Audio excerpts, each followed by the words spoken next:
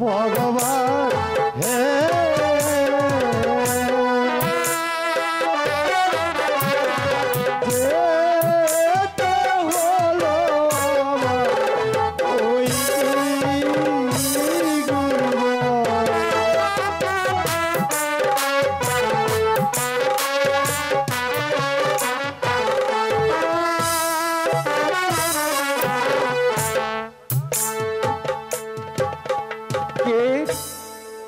কে ওখানে গান গাইছে?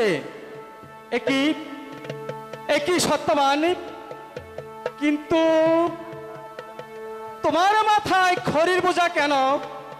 এই যে আমার অদেষ্টে লেখা ছিল ভাই, তাই তো আজ খড়ির বোঝা মাথায় নিতে হলো। কেন ভাই সত্যবান, তুমি কি তাহলে এতই বিপদগ্রস্ত হয়েছ? ভাই সত্যবান, তোমার এই বিশ্বজিৎ আমি আর সহ্য করতে পারছি না। ও ভাই দোকানি,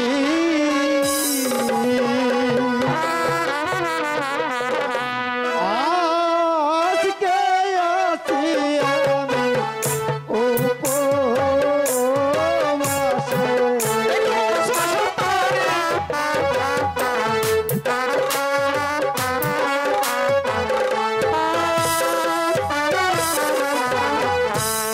লহে আমার মাতার ঘরে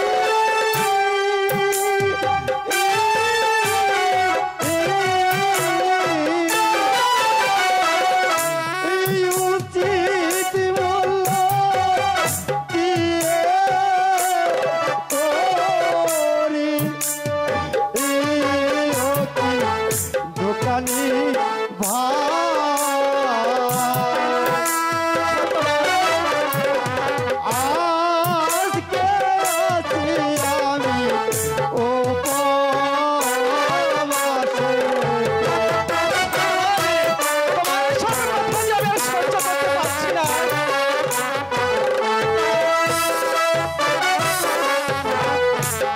যদি বাইগো না নাও খড়ি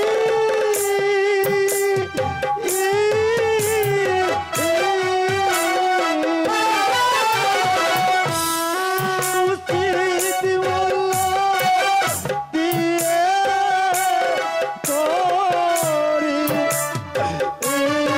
অতি দোকানি ভাই।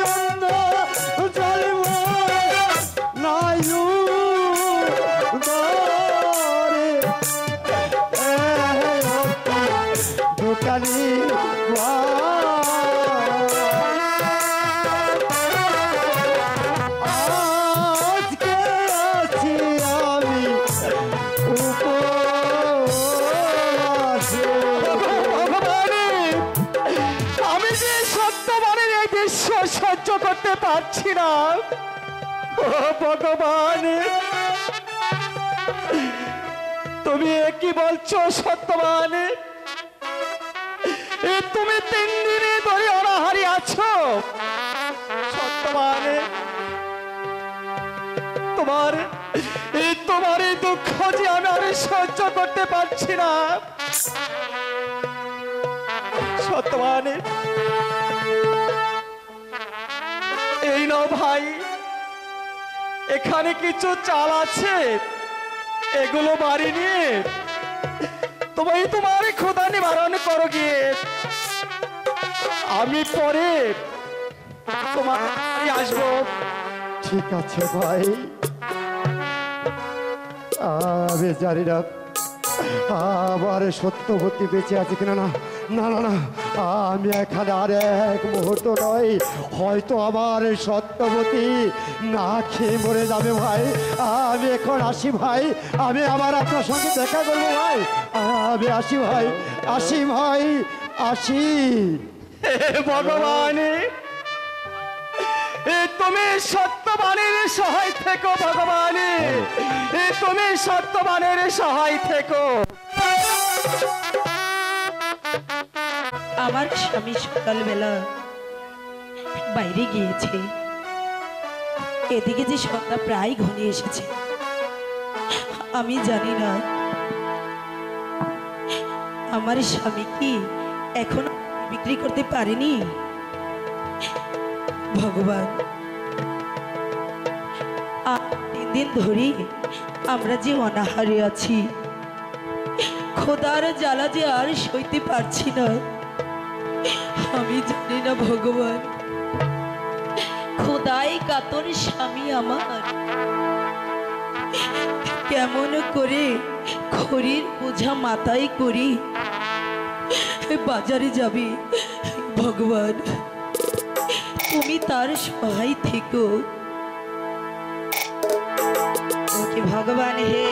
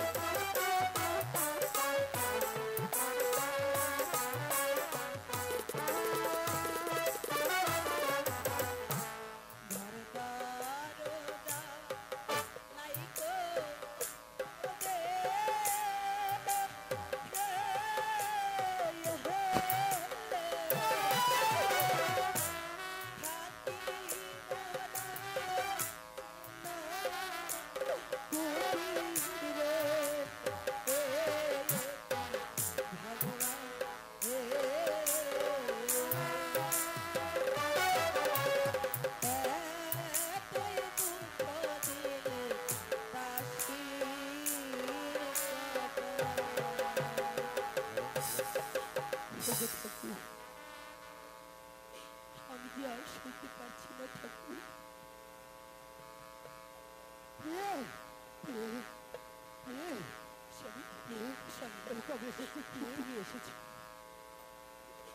আমি জানি তোমার খুব কষ্ট হয়, তাই না? না স্বামী, কি করবো বলো, আমি তো তোমার জন্য কম চেষ্টা করি না। স্বামী, দুঃখে যাদের জীবনে গড়ার তাদের আবার কষ্ট বেশি। আপনার চরণের আশীর্বাদে আমার যে কষ্টই হয়। তাই আমি জানি তোমার খুব কষ্ট হচ্ছে, তাই না? কি করব বলো? তোমার দুঃখ মোছনের জন্য আমিও তো কম চেষ্টা করি না। এই নাও। ওকে স্বামী গো,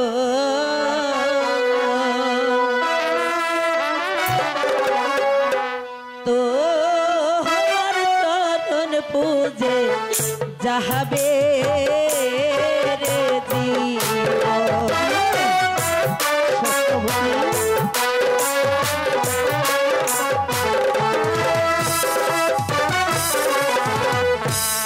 তোমার চরণ পুজিব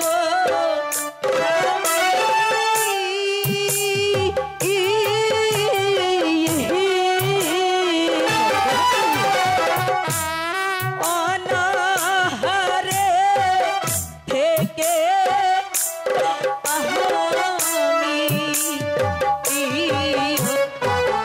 স্বামী গো,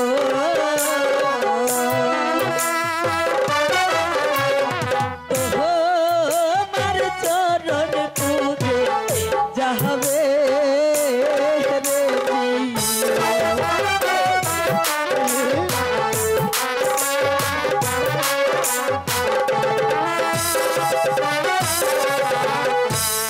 তুমি বিনে প্রাণের স্বামী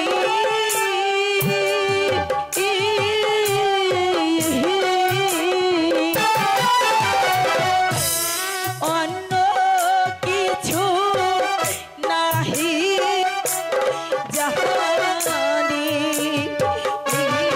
ও কি স্বামী গো,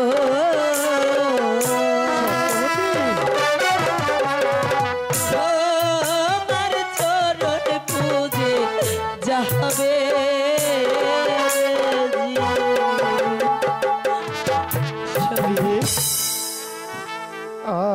আমি জানি না প্রিয়ে কোন পণ্যের ফলে তোমাকে আমি স্ত্রী রূপে পেয়েছিলাম। সত্যি পেয়ে, তোমাকে পেয়ে আজ আমি নিজেকে ধন্য মনে করছি। চলো চলো প্রিয়ে, এই দেখো আমি ওই বন থেকে কাঠ কেটে সেই কাঠ বাজারে বিক্রি করে তোমার জন্য চাল লাল নিয়ে এসেছি। এখন এখন তুমি আমার সঙ্গে চলো, তুমি রাঁধবে আর তুমি আর আমি দুজন মিলে একসাথে খাবো। কতদিন হয় তুমি আর আমি একসঙ্গে খাইনি। ঠিক আছে স্বামী, তাই চলো। ঠিক আছে, তাই চলো প্রিয়ে।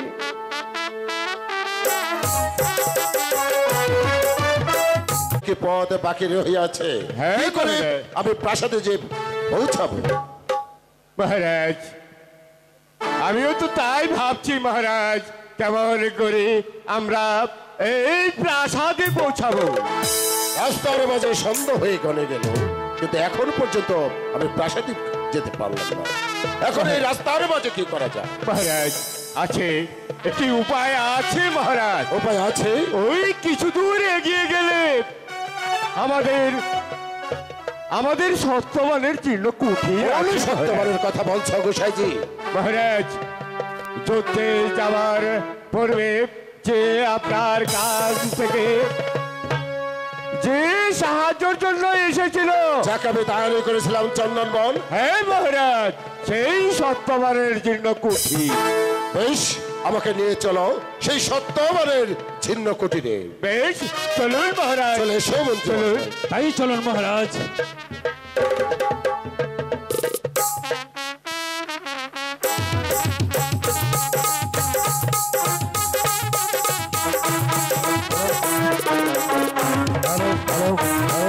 তোমার খাবো, আমার মনে হয় কতদিন তোমার সঙ্গে আবার একসঙ্গে খাওয়া হয় না। আপনি এসো, আমরা দুজন একসঙ্গে বসে খাওয়া দাওয়া করি।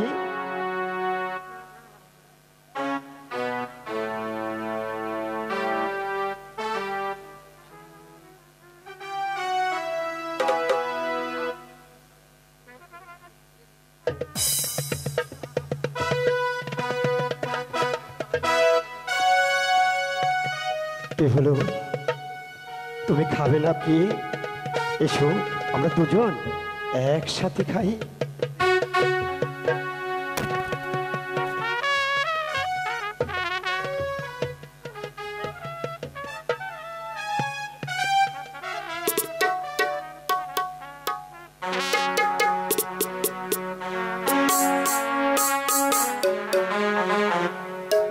প্রিয়ে, স্বামী, তোমার এই ঘরে আমার সঙ্গে থাকতে অনেক কষ্ট হয়, তাই না? না স্বামী, আমি তোমার ঘরে অনেক সুখেই আছি। তাই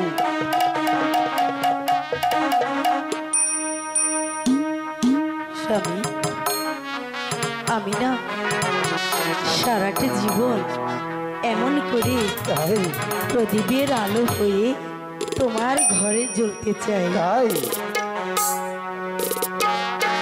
প্রদীপ হয়ে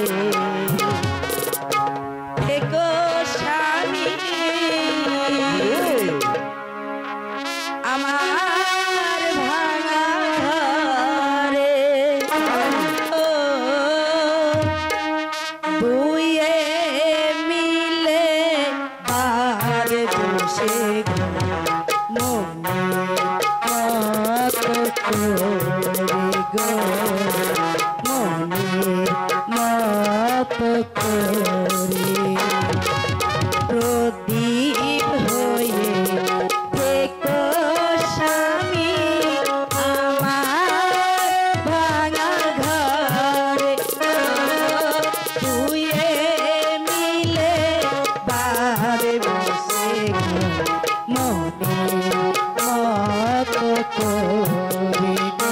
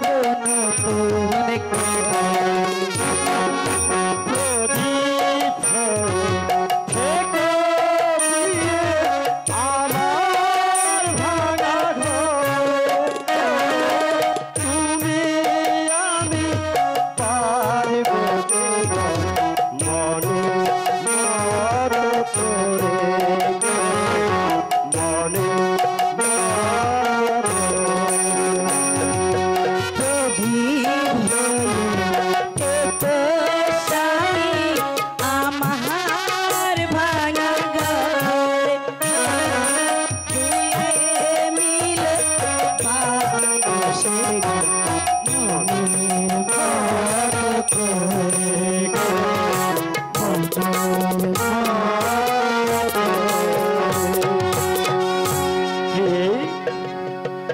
আজ অনেক পর আমি পেট ভরে কিছু খেয়েছি। আমার না আমার একটু বিশ্রামের প্রয়োজন। স্বামী তুমি আমাকে শয্যা পেতে দাও, আমি এখানে একটু বিশ্রাম করি। ঠিক আছে স্বামী। ঠিক আছে, এসো আমরা এখানেই একটু শুয়ে পড়ি।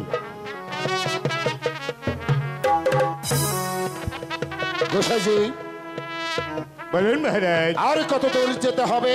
এই তো আছে সামনেই সত্যবানের জীর্ণ কুঠির। বেশ, আমাকে নিয়ে চলো সত্যবানের জীর্ণ কুটিরে। আর একটু এগিয়ে চলুন।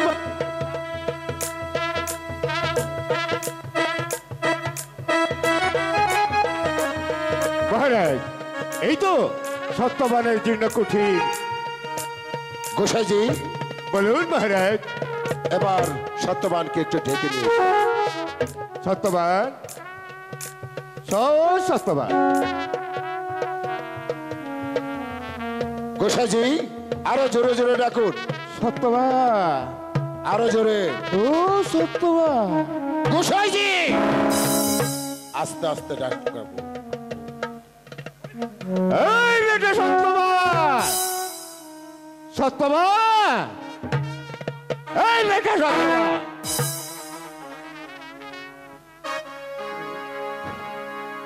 কে কে আমাকে সত্যবান সত্যবান বলে ডাকছে? কে? এই বেটা তাড়াতাড়ি আয়। দেখি। আর মহারাজ, আপনি এই গরিবের বাড়তি আমি তা দেখছি না তো? না সত্যবান, প্রণাম নিন মহারাজ, প্রণাম নিন। সত্যবান, তুমি আমাকে স্বপ্নে দেখছো না, তুমি আমাকে বাস্তবেই দেখছো। মহারাজ, এবার বলুন কি অভিপ্রায়ে এই গরিবের দ্বারে এসে দাঁড়িয়েছেন? সত্যবান, আমি গিয়েছিলাম শান্তিপুর অজয় রাজের সাথে যুদ্ধ করতে। সেখানে যুদ্ধ করে আমি বাড়ি ফিরছিলাম, হঠাৎ করে রাস্তার মাঝে সন্ধ্যা হয়ে গেল। তাই তো আমি তোমার ছিন্ন কুটিরে চলে এলাম। মহারাজ, আপনি একটু উপেক্ষা করুন, আমি আমার সত্যবতীকে ডেকে নিয়ে আসছি। সত্যবতী, সত্যবতী, সত্যবতী, স্বামী দেখো কে এসেছে, উঠো। কে এসেছে স্বামী? দেখো আমাদের আমাদের মহারাজ এসেছে। মহারাজ, হ্যাঁ। স্বামী, এসো এসো। সত্যবতী প্রণাম করো। প্রণাম নিন মহারাজ।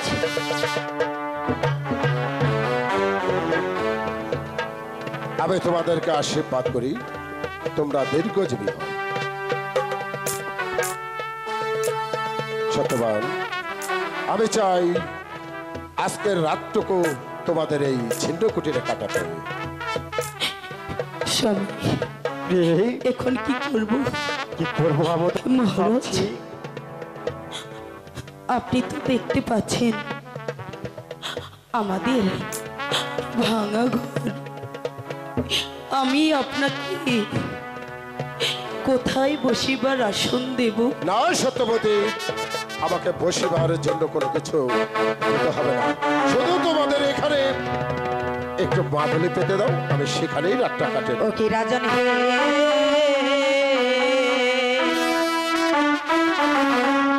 কোথায় দেব আপনার বসিবার আসন?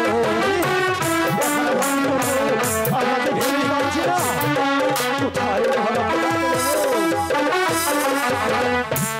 ঘর দরজা নাই কো মহলে, হে,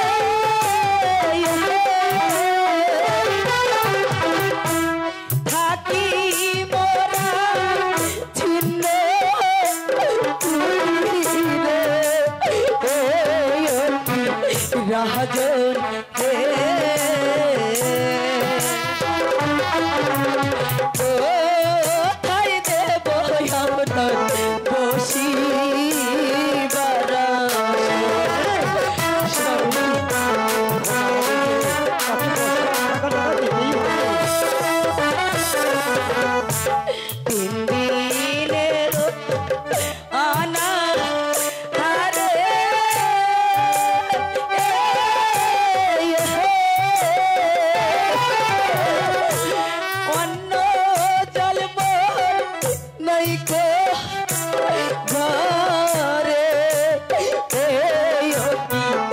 রাজন হে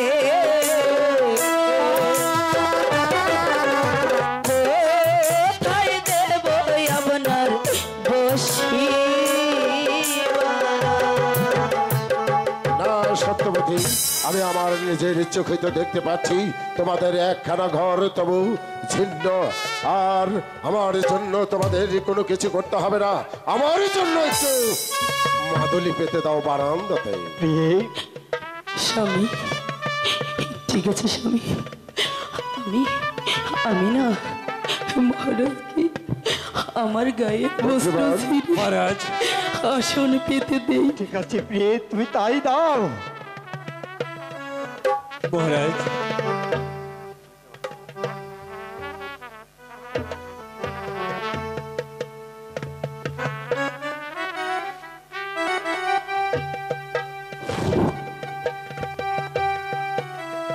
গোসাইজি, মহারাজ তোমার শাস্ত্রে এটা কি বলে? তোমার শাস্ত্রে এটা কি বলে? পূর্ণের কাজ এই যে মহাপূর্ণের কাজ মহারাজ। আপনি রাজা হয়ে এসেছেন মহারাজ।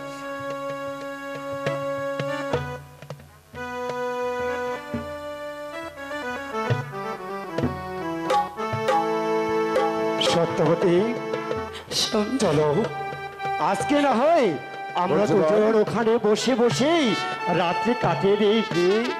ঠিক আছে বলতে পার, মহারাজ। একটি বড় বৃক্ষ দেখা যাচ্ছে, ওই গাছের নিচে গিয়ে তুমি সৈন্যদেরকে নিয়ে ঠিক আছে একটু মহারাজ, বসে বসে আমি বিশ্রাম তাই করো। করব মহারাজ। কিন্তু নরোত্তম, তুমি কিন্তু মহারাজের দিকে খেয়াল রাখবে। এই যে চিন্তা করুন না মন্ত্রী মহাশয়, আমি সবসময় মহারাজের খেয়াল রাখবো।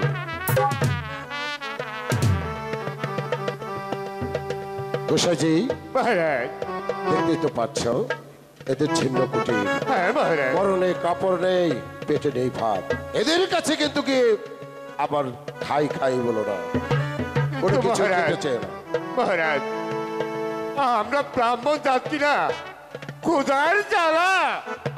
গোসাইজি, মহারাজ, প্রাসাদে গিয়ে যত পারো তত খেয়ে নিও, এখানে কোনো কিছু খেতে চাবে না, কথাটা যেন মনে থাকে।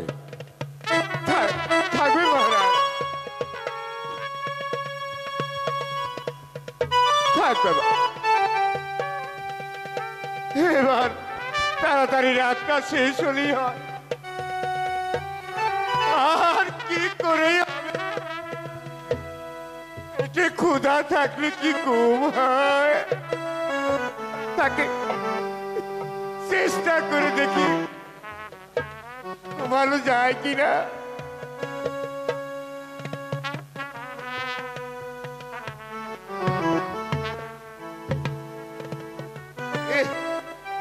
ক্ষুধা ঘুমাচ্ছে না, দুধ চাই, কিছু ভালো লাগে না। কি ক্ষুধার দ্বারা কি ঘুম আসে? আবার আমি ব্রাহ্মণ কিনা, ক্ষুধার জ্বালা আমি সহ্য করতে পারি না। দেখি মহারাজ ঘুমিয়ে পড়েছে কিনা।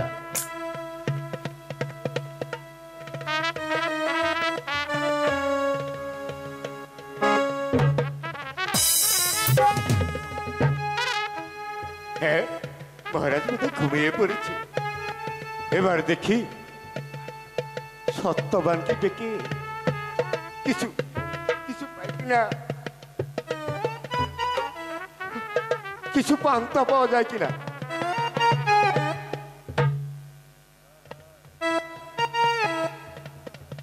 ও সত্যবান, সত্যবান, আরে ও ভাই সত্যবান।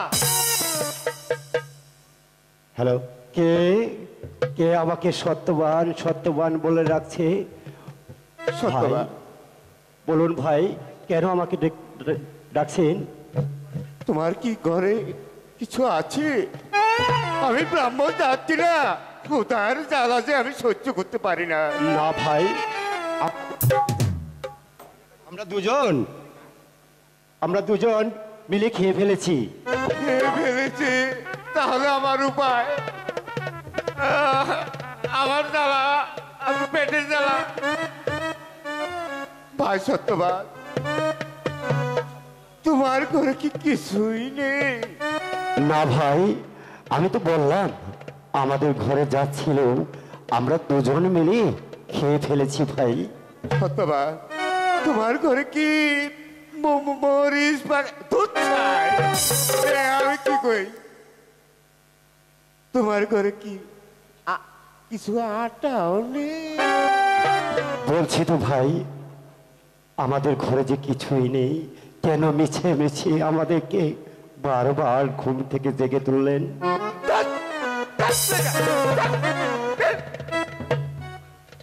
ওরে ভাই, ব্রাহ্মণ যাচ্ছি না, কি যার জ্বালা একটু সহ্য করা পারি না। আজকে রাতটা যে আমার কেমন করে কাটবো আমি বুঝতেই পারছি না। না, চেষ্টা করে দেখি একটু ঘুম আসে কিনা।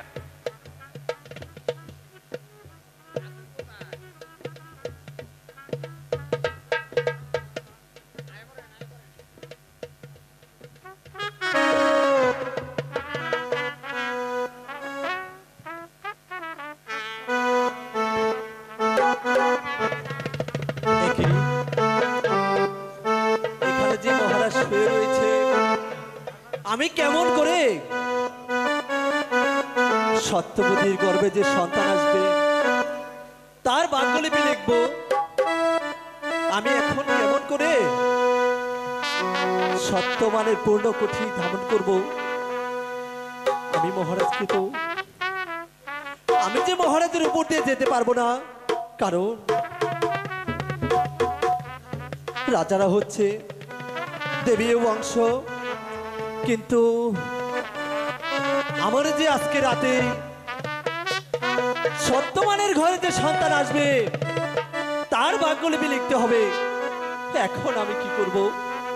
না না না, আমি মহারাজকে ডেকে দেখি কোনো উপায় বের করতে পারি কিনা। মহারাজ, মহারাজ, মহারাজ। কে কে আমাকে ডাকছ? কে তুমি? মহারাজ, আমি ভাগ্য বিধাতা। এখানে তুমি কি চাও? মহারাজ, সত্যবতীর গর্ভে যে সন্তান আসবে তার ভাগ্যলিপি লিখতে হবে। বিধাতা, আমি তোমাকে কিছুতেই এই ঘরে প্রবেশ করতে দেব না। মহারাজ, আমাকে যে ঘরে প্রবেশ করতেই হবে। হ্যাঁ বিধাতা, আমি তোমাকে ঘরে প্রবেশ করতে দিতে পারি, কিন্তু একটি মাত্র শর্তে। শর্ত বলুন মহারাজ, আপনার কি সে শর্ত? শর্ত হচ্ছে সত্যবতীর গর্ভের সন্তানের ভাগ্যে যা তুমি লিখবে সব কিছু যাবার সময় আমার কাছে বলে যাবে। না মহারাজ, এ কথা আপনি আপনার কাছে কিছুতেই বলতে পারবো না। তাহলে বিধাতা, তোমাকে এই ঘরে ঢুকতেও দেওয়া হবে না। এই যে দেখছি ভারী বিপদ, এখন আমি কি করব? কিন্তু সত্যবতী গর্ভের সন্তানের ভাগ্যলিপি যে আমাকে লিখতে হবে। মহারাজ, ঠিক আছে মহারাজ,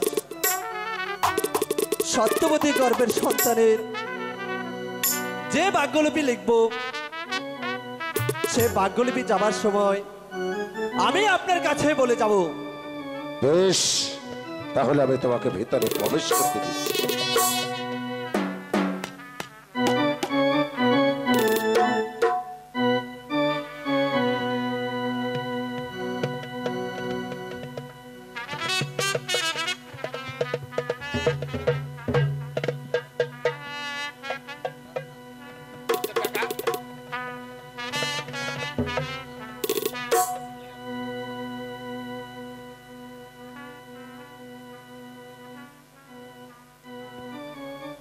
সত্যমানের পুত্র হবে, শিশুকালে অনেক কষ্ট পাবে, কারাগারে জন্ম নেবে, সাগর জলে ভাসিয়ে দেবে, তবুও তার মৃত্যু হবে না। সে 20 বছর বয়সে রাজা হবে, অজয় রাজার কন্যা সঙ্গে তার বিবাহ হবে।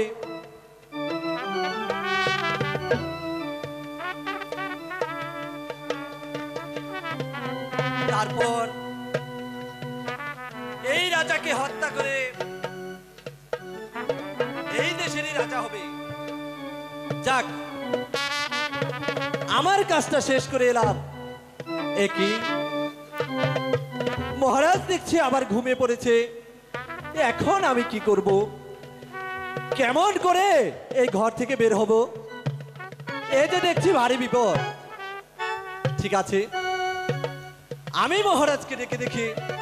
মহারাজ, মহারাজ, মহারাজ, আপনি কি ঘুমিয়ে পড়েছেন? মহারাজ, হ্যাঁ, কে? ও ভাগ্য বিধাতা। হ্যাঁ মহারাজ। বলো ভাগ্য বিধাতা, সত্যবতীর গর্ভের সন্তানের ভাগ্যে তুমি কি লিখেছ? আমার কাছে সব কিছু খুলে বলো। মহারাজ, এ কথা যে আমি আপনার কাছে বলতে পারবো না। তাহলে বিধাতা, এখান থেকে আমি তোমাকে যেতেও দেব না। এই যে দেখছি ভারী বিপদ, তাহলে আমি কি করব? ঠিক আছে মহারাজ, তাহলে শুধু সত্যবতীর গর্ভে যে সন্তান আসবে সে অনেক ভাগ্যবান হবে। শিশুকালে অনেক কষ্ট পাবে, কারাগারে জন্ম নেবে, সাগর জলে ভাসিয়ে দেবে। 20 বছর বয়সে সে রাজা হবে এবং আপনাকে ধ্বংস করে সে রাজ্যেরই রাজা হবে।